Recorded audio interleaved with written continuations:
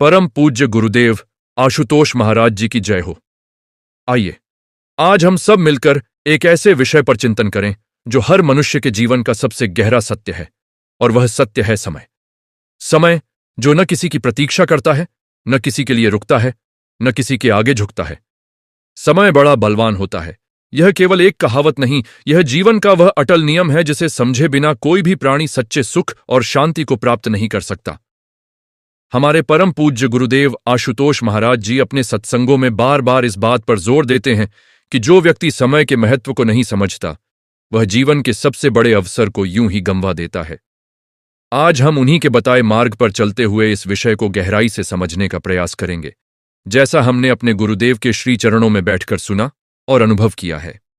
जीवन में देखा जाए तो मनुष्य सदा यही सोचता रहता है कि आज नहीं तो कल, कल नहीं तो परसों वह अपने महत्वपूर्ण कार्य करेगा, अपनी आत्मा की उन्नति के लिए समय निकालेगा, परमात्मा का स्मरण करेगा। परंतु यह टाल मटोल की प्रवृत्ति ही मनुष्य के पतन का सबसे बड़ा कारण बनती है। समय किसी की प्रतीक्षा नहीं करता। जो क्षण एक बार बीत गया वह फिर कभी लौटकर नहीं आता। धन खो जाए तो पुनः कमाया जा सकता है, स्वास्थ्य बिगड़ जाए तो औषधि से सुधारा जा सकता है, संबंध टूट जाएं तो प्रयास से पुनः जोड़े जा सकते हैं, परंतु जो समय एक बार व्यतीत हो गया उसे संसार की कोई भी शक्ति वापस नहीं ला सकती। यही कारण है कि हमारे गुरुदेव सदैव कहते हैं कि प्रत्येक श्वास अनमोल है, और जो व्यक्ति अपनी श्वासों का सदुपयोग परमात्मा की भक्ति में नहीं करता, वह वास्तव में जीवन के सबसे बड़े धन को व्यर्थ गंवा रहा है। संत कबीर दास जी ने भी अपने दोहों में इसी सत्य को बड़े सरल शब्दों में समझाया है। उन्होंने कहा है कि जो कार्य कल के लिए टाला जाता है वह वास्तव में आज ही कर लेना चाहिए, क्योंकि पल भर में ही प्रलय हो सकती है, फिर वह कार्य कब होगा। यह वाणी केवल शब्द नहीं, यह जीवन जीने की एक दृष्टि है। कबीर साहब यह समझाना चाहते थे कि मनुष्य का मन सदा भविष्य की योजनाओं में उलझा रहता है, परंतु वर्तमान क्षण ही वह एकमात्र सत्य है जो हमारे हाथ में है। हमारे गुरुदेव आशुतोष महाराज जी भी अपने प्रवचनों में इसी भाव को दोहराते हैं कि साधक को वर्तमान क्षण में जीना सीखना चाहिए, क्योंकि परमात्मा की अनुभूति भी वर्तमान क्षण में ही होती है, न भूतकाल में न भविष्य में। समय के बलवान होने का एक और पक्ष यह है कि यह हर परिस्थिति को बदल देता है। जो आज सुखी है कल दुखी हो सकता है, और जो आज दुखी है समय आने पर वह सुखी भी हो सकता है। बड़े बड़े राजा महाराजाओं के साम्राज्य समय के प्रवाह में मिट्टी में मिल गए। बड़े बड़े धनवानों की संपत्ति काल के गाल में समा गई। इतिहास साक्षी है कि जिन्होंने समय को अपने वश में समझने का अहंकार किया, समय ने उन्हें भी धूल चटा दी। यही कारण है कि हमारे गुरुदेव कहते हैं कि जीवन में कभी भी अपने वर्तमान सुख या वैभव का अहंकार नहीं करना चाहिए, क्योंकि समय का चक्र निरंतर घूमता रहता है। जो आज ऊपर है वह कल नीचे भी जा सकता है। इसलिए साधक को चाहिए कि वह सुख में अधिक न फूले और दुख में अधिक विचलित न हो, क्योंकि दोनों ही परिस्थितियां समय के अधीन हैं और परिवर्तनशील हैं। गोस्वामी तुलसीदास जी ने भी रामचरितमानस में समय की महिमा का वर्णन करते हुए यह स्पष्ट किया है कि काल के प्रभाव से कोई भी प्राणी अछूता नहीं रह सकता। स्वयं भगवान श्री राम के जीवन में भी हमें देखने को मिलता है कि किस प्रकार अनुकूल और प्रतिकूल समय दोनों आए। राज तिलक की तैयारी के समय अचानक वनवास का आदेश आ गया, और जो समय राज सिंहासन पर बैठने का था वह वन में 14 वर्ष बिताने का समय बन गया। परंतु भगवान श्री राम ने कभी भी समय के इस परिवर्तन पर विलाप नहीं किया। उन्होंने हर परिस्थिति को समान भाव से स्वीकार किया। यही शिक्षा हमारे गुरुदेव आशुतोष महाराज जी हमें देते हैं कि साधक को समय के प्रवाह के साथ बहना सीखना चाहिए, उससे लड़ना नहीं। जो समय के साथ सामंजस्य बिठा लेता है वही जीवन में सच्ची शांति प्राप्त करता है। मीराबाई का जीवन भी हमें समय की शक्ति और उसके सदुपयोग की एक अद्भुत मिसाल देता है। मीराबाई ने अपने जीवन के प्रत्येक क्षण को अपने आराध्य के प्रेम में समर्पित कर दिया। संसार ने उन्हें ताने दिए, विष का प्याला भी भेजा गया, परंतु मीराबाई ने अपने समय को कभी भी संसारिक विरोध में व्यर्थ नहीं गंवाया। उनका प्रत्येक क्षण भक्ति में रमा रहता था। हमारे गुरुदेव कहते हैं कि यही सच्चे साधक की पहचान है कि वह अपने जीवन के अमूल्य समय को संसार की निंदा स्तुति में नहीं, बल्कि परमात्मा की भक्ति और सेवा में लगाता है। जो समय एक बार भक्ति में व्यतीत हो जाए वह जीवन को सार्थक बना देता है, और जो समय व्यर्थ की बातों में, वाद विवाद में, ईर्ष्या और द्वेष में बीत जाए वह जीवन को खोखला कर देता है। सूरदास जी ने भी अपने पदों में बार बार इस बात पर बल दिया है कि मनुष्य का जीवन क्षणभंगुर है और जो समय मिला है वह बहुत सीमित है। सूरदास जी स्वयं नेत्रहीन थे, परंतु उन्होंने अपने अंतर्चक्षुओं से भगवान के स्वरूप का ऐसा वर्णन किया कि आज भी उनके पद भक्तों के हृदय को छू लेते हैं। यह इस बात का प्रमाण है कि यदि मनुष्य अपने समय और अपनी शक्तियों को सही दिशा में लगाए तो वह सीमित साधनों में भी असीम कार्य कर सकता है। हमारे परम पूज्य गुरुदेव आशुतोष महाराज जी सदैव कहते हैं कि शरीर की सीमाएं बाधा नहीं बनती, बाधा बनती है मनुष्य की वह मानसिकता जो समय को व्यर्थ गंवाने में विश्वास रखती है। गुरु नानक देव जी ने भी अपनी वाणी में मनुष्य को सचेत किया है कि यह मानव जीवन बड़े भाग्य से मिला है और इसे व्यर्थ की माया मोह में नहीं गंवाना चाहिए। उन्होंने नाम सिमरन को जीवन का सबसे बड़ा कर्तव्य बताया, क्योंकि नाम सिमरन ही वह साधना है जो प्रत्येक क्षण को सार्थक बनाती है। शिक्षा देते हैं कि नाम स्मरण से बड़ा कोई साधन नहीं है समय के सदुपयोग का, क्योंकि नाम स्मरण करते हुए व्यतीत किया गया समय कभी व्यर्थ नहीं जाता, वह सदा के लिए आत्मा की पूंजी बन जाता है। श्रीमद् भगवद गीता में भी भगवान श्री कृष्ण ने अर्जुन को समय के इस रहस्य को समझाते हुए कहा है कि काल स्वयं भगवान का ही एक स्वरूप है। विराट रूप के दर्शन के समय जब अर्जुन भयभीत हो जाते हैं तब भगवान स्वयं कहते हैं कि मैं ही वह महाकाल हूं जो सबका संहार करने वाला है। यह प्रसंग हमें यह समझाता है कि समय के आगे कोई भी शक्ति टिक नहीं सकती, चाहे वह कितना ही बड़ा योद्धा क्यों ना हो। हमारे गुरुदेव आशुतोष महाराज जी इस प्रसंग की व्याख्या करते हुए कहते हैं कि जब मनुष्य यह समझ लेता है कि समय स्वयं परमात्मा का स्वरूप है, तब वह समय का सम्मान करना सीख जाता है। तब वह प्रत्येक क्षण को परमात्मा के प्रसाद के रूप में स्वीकार करता है और उसका सदुपयोग करने का प्रयास करता है। आज के इस भौतिकवादी युग में मनुष्य अपना अधिकांश समय धन कमाने में, सुख सुविधाओं को जुटाने में और सांसारिक इच्छाओं की पूर्ति में व्यतीत कर देता है। परंतु जब जीवन की संध्या आती है, जब शरीर शिथिल पड़ने लगता है, तब मनुष्य को यह अनुभव होता है कि उसने अपना अधिकांश जीवन उस कार्य में लगाया जो अंततः उसके साथ नहीं जाएगा। हमारे गुरुदेव आशुतोष महाराज जी बड़े करुणा भाव से समझाते हैं कि धन, संपत्ति, यश, प्रतिष्ठा ये सब इसी संसार में रह जाते हैं। केवल आत्मा का किया हुआ पुण्य कर्म और परमात्मा की भक्ति ही साथ जाती है। इसलिए साधक को चाहिए कि वह अभी से, इसी क्षण से अपने जीवन के मूल्यवान समय को आत्मकल्याण की दिशा में लगाना आरंभ कर दे। दिव्या ज्योति जागृति संस्थान के माध्यम से हमारे गुरुदेव निरंतर यह संदेश समाज के कोने कोने तक पहुंचाने का प्रयास कर रहे हैं कि ब्रह्म ज्ञान प्राप्त करना ही मनुष्य जीवन का सर्वोच्च लक्ष्य है।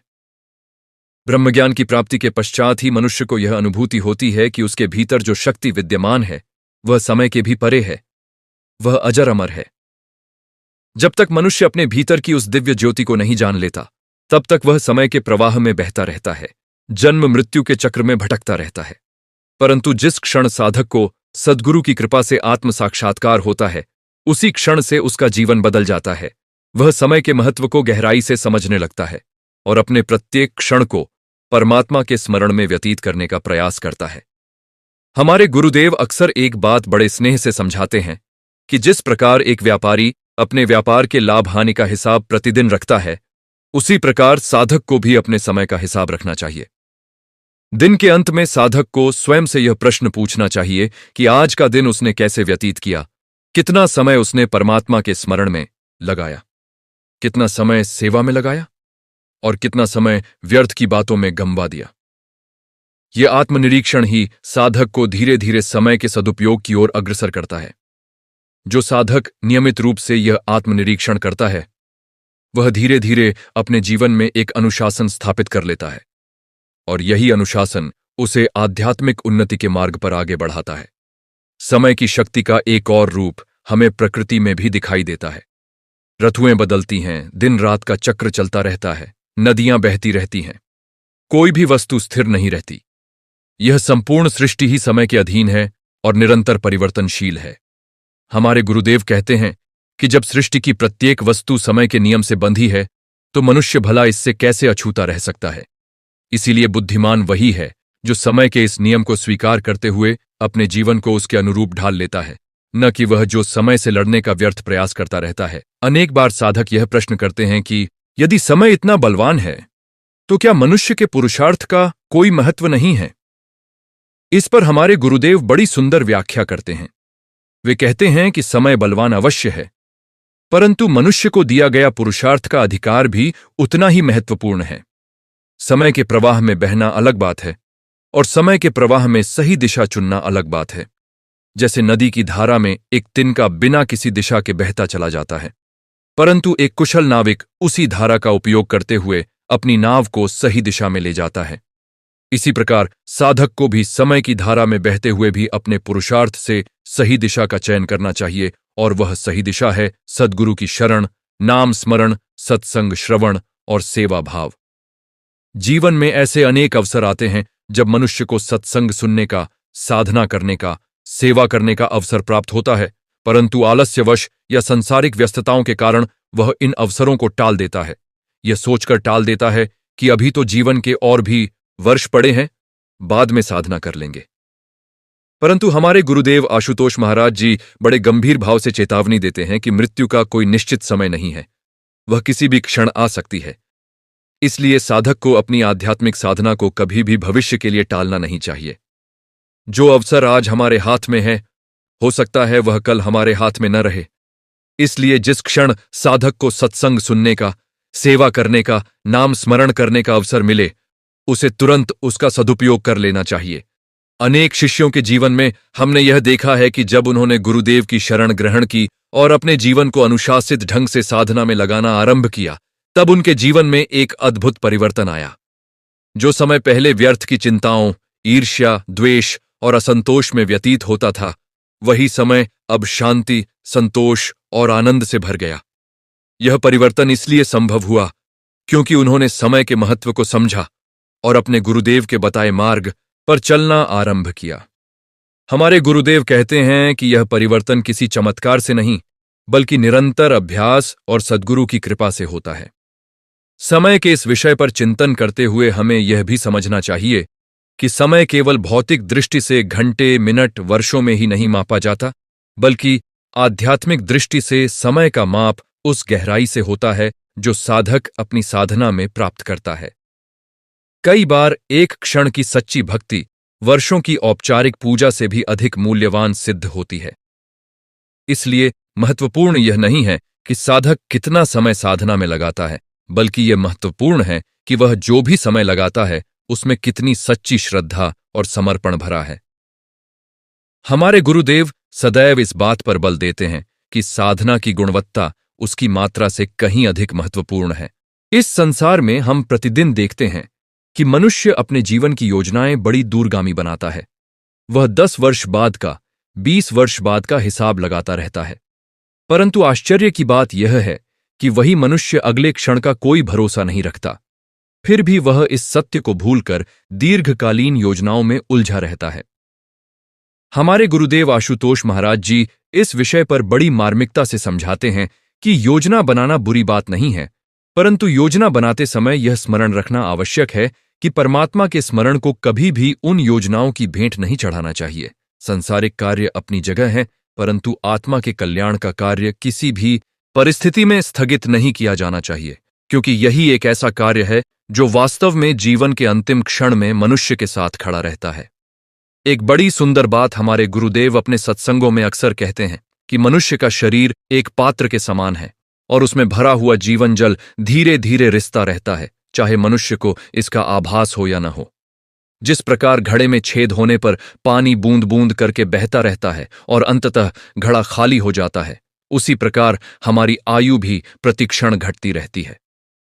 परंतु मनुष्य अपने अहंकार और मोह में इस सत्य को भूल जाता है। वह यह सोचता रहता है कि जीवन अनंत है, संसार सदा उसके साथ रहेगा। यह भ्रम ही मनुष्य के पतन का मूल कारण बनता है। हमारे गुरुदेव कहते हैं कि जिस दिन साधक इस भ्रम से बाहर निकल आता है, उसी दिन से उसका वास्तविक आध्यात्मिक जीवन आरंभ होता है।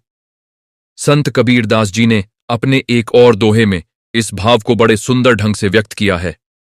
उन्होंने कहा है कि मनुष्य दिन रात संसार बटोरने में लगा रहता है, परंतु वह यह विचार नहीं करता कि अंतिम समय में उसके साथ कुछ भी नहीं जाएगा।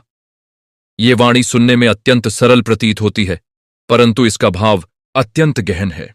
हमारे गुरुदेव इस दोहे की व्याख्या करते हुए कहते हैं कि कबीर साहब यहां संसारिक वस्तुओं के संग्रह को व्यर्थ नहीं बता रहे, बल्कि वे यह समझा रहे हैं कि जिस समय और शक्ति को मनुष्य संग्रह में लगाता है, उतनी ही समय और शक्ति यदि वह आत्मकल्याण में लगाए तो उसका जीवन सार्थक हो सकता है। संतुलन ही जीवन की वास्तविक कुंजी है, और यह संतुलन तभी संभव है जब मनुष्य समय के महत्व को समझे। हमारे गुरुदेव आशुतोष महाराज जी के सत्संगों में यह बात भी बार बार सुनने को मिलती है कि मनुष्य जीवन 84 लाख योनियों में भटकने के पश्चात प्राप्त होता है, और यह वह एकमात्र योनि है जिसमें आत्मा परमात्मा से मिलन का प्रयास कर सकती है।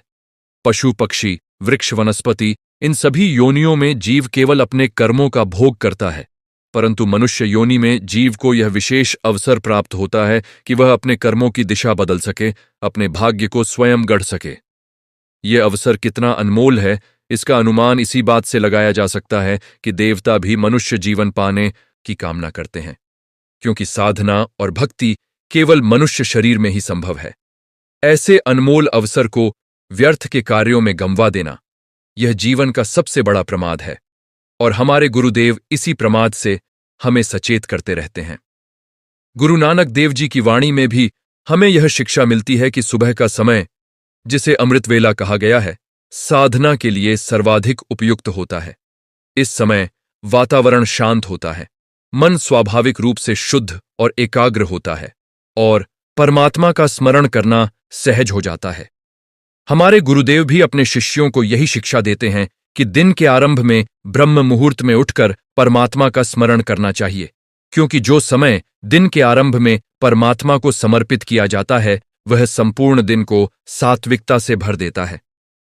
इसके विपरीत जो व्यक्ति दिन का आरंभ ही आलस्य और प्रमाद से करता है, उसका संपूर्ण दिन उसी दिशा में व्यतीत होता है। समय के सदुपयोग की बात करते हुए हमारे गुरुदेव यह भी स्पष्ट करते हैं कि यह आवश्यक नहीं कि साधक अपने सभी सांसारिक कार्यों को त्याग दे और केवल साधना में लीन हो जाए। संसार में रहते हुए अपने कर्तव्यों का पालन करते हुए भी साधना संभव है, यदि साधक अपने प्रत्येक कर्म को परमात्मा को समर्पित भाव से करे। यही श्रीमद्भगवद्गीता का वह महान संदेश है जिसे भगवान श्री कृष्ण ने अर्जुन को समझाया कि कर्म करते हुए भी यदि फल की आसक्ति त्याग दी जाए और कर्म को ईश्वर को समर्पित कर दिया जाए तो वही कर्म साधना बन जाता है। हमारे गुरुदेव इसी सिद्धांत को अपने शिष्यों के जीवन में उतारने का प्रयास करते हैं। वे कहते हैं कि गृहस्थ जीवन में रहते हुए भी, नौकरी व्यापार करते हुए भी यदि मनुष्य अपने हृदय में परमात्मा की स्मृति बनाए रखे तो उसका संपूर्ण जीवन ही साधना बन जाता है। एक अत्यंत मार्मिक प्रसंग हमारे गुरुदेव अक्सर सुनाते हैं, जिसमें वे बताते हैं कि किस प्रकार मृत्युशैया पर पड़ा हुआ मनुष्य अपने जीवन के बीते हुए वर्षों को याद करके पश्चाताप करता है। उस समय उसे स्मरण आता है कि उसने अपना धन कमाने में, संतान के लिए संपत्ति जोड़ने में, संसारिक सुखों के पीछे भागने में तो अपना संपूर्ण जीवन लगा दिया, परंतु परमात्मा के स्मरण के लिए उसने कभी समय नहीं निकाला। उस समय पश्चाताप करने के अतिरिक्त उसके पास कुछ नहीं बचता, क्योंकि जो समय बीत गया वह लौट कर नहीं आता। हमारे गुरुदेव इस प्रसंग के माध्यम से यही संदेश देना चाहते हैं कि साधक को इस स्थिति की प्रतीक्षा नहीं करनी चाहिए, बल्कि अभी इसी क्षण से अपने जीवन को परमात्मा की भक्ति की दिशा में मोड़ लेना चाहिए। तुलसीदास जी ने भी रामचरितमानस में एक स्थान पर यह लिखा है कि मनुष्य शरीर बड़ी कठिनाई से प्राप्त होता है और यह साधन धर्म का द्वार है। इसे नष्ट करने वाला मनुष्य अपने ही हाथों अपना अहित करता है। यह चौपाई हमें यह स्मरण कराती है कि यह शरीर, यह जीवन, यह समय, यह सब कुछ धर्म साधना के लिए एक साधन के रूप में हमें प्राप्त हुआ है। यदि हम इस साधन का उपयोग केवल भोग विलास में करते हैं तो हम अपने ही जीवन के वास्तविक उद्देश्य से भटक जाते हैं। हमारे गुरुदेव कहते हैं कि तुलसीदास जी की यह चेतावनी आज के युग में और भी अधिक प्रासंगिक हो गई है, क्योंकि आज मनुष्य के पास भोग के साधन पहले से कहीं अधिक हैं और इसी कारण से समय के दुरुपयोग की संभावना भी पहले से कहीं अधिक बढ़ गई है। आज के युग में मनुष्य के पास मनोरंजन के अनगिनत साधन उपलब्ध हैं, जिनमें वह अपना अमूल्य समय व्यतीत कर देता है। यह भी उसे आभास नहीं होता कि कितने घंटे यूं ही बीत गए। हमारे गुरुदेव इस विषय पर बड़ी चिंता व्यक्त करते हैं। वे कहते हैं कि आधुनिक साधनों का विवेकपूर्ण उपयोग होना चाहिए, न कि वे साधन मनुष्य को अपना दास बना लें। जो समय साधक आत्मचिंतन में, सत्संग श्रवण में, नाम स्मरण में लगा सकता था, वही समय आज व्यर्थ के मनोरंजन में व्यतीत हो रहा है। यह समय की सबसे बड़ी बर्बादी है और इसका दुष्परिणाम मनुष्य को अपने जीवन के अंतिम क्षणों में भोगना पड़ता है, जब वह पीछे मुड़कर देखता है और पाता है कि उसके पास आत्मिक उन्नति के नाम पर कुछ भी शेष नहीं बचा। हमारे गुरुदेव आशुतोष महाराज जी दिव्या ज्योति जागृति संस्थान के माध्यम से समाज को यह संदेश देने का अथक प्रयास कर रहे हैं कि मनुष्य को अपने जीवन में संतुलन बनाना सीखना चाहिए। संसारिक कर्तव्यों का पालन करते हुए भी आध्यात्मिक साधना के लिए समय अवश्य निकालना चाहिए। वे कहते हैं कि जिस प्रकार शरीर के स्वस्थ रहने के लिए भोजन आवश्यक है, उसी प्रकार आत्मा के स्वस्थ रहने के लिए नाम स्मरण और सत्संग आवश्यक है। जो व्यक्ति केवल शरीर का पोषण करता है और आत्मा को भूखा रखता है, वह वास्तव में अपने जीवन के साथ अन्याय करता है। हमारे गुरुदेव का यह संदेश हर आयु, हर वर्ग, हर स्थिति के मनुष्य के लिए समान रूप से प्रासंगिक है। समय के इस चिंतन में हमें यह भी विचार करना चाहिए कि सत्संग का श्रवण स्वयं में समय का सबसे बड़ा सदुपयोग है। जब साधक सद्गुरु के मुखारविंद से निकले हुए वचनों को श्रवण करता है, तब उसका मन धीरे धीरे सांसारिक विषयों से हटकर आत्मचिंतन की ओर उन्मुख होता है। यही कारण है कि हमारे गुरुदेव अपने शिष्यों को नियमित रूप से सत्संग सुनने की प्रेरणा देते हैं, क्योंकि सत्संग वह साधन है जो मनुष्य के मन को शुद्ध करता है, उसकी बुद्धि को विवेकशील बनाता है और उसे जीवन के वास्तविक उद्देश्य की ओर अग्रसर करता है। जो समय सत्संग में व्यतीत होता है, वह कभी व्यर्थ नहीं जाता, बल्कि वह साधक की आत्मिक पूंजी में निरंतर वृद्धि करता रहता है। अंत में यह समझना अत्यंत आवश्यक है कि समय बड़ा बलवान अवश्य है, परंतु परमात्मा का नाम उससे भी अधिक बलवान है, क्योंकि नाम स्मरण के माध्यम से मनुष्य समय के बंधन से भी ऊपर उठ जाता है। हमारे गुरुदेव आशुतोष महाराज जी यही शिक्षा अपने संपूर्ण जीवन में हमें देते आ रहे हैं कि साधक को समय से भयभीत नहीं होना चाहिए, बल्कि समय का सम्मान करते हुए, उसके प्रत्येक क्षण का सदुपयोग करते हुए सद्गुरु की शरण में रहकर अपने जीवन को सार्थक बनाना चाहिए। जो साधक इस मार्ग पर चलता है, वह समय के प्रवाह में बहते हुए भी अपने भीतर एक ऐसी शांति और स्थिरता का अनुभव करता है जो समय के परे है, जो शाश्वत है, जो अविनाशी है।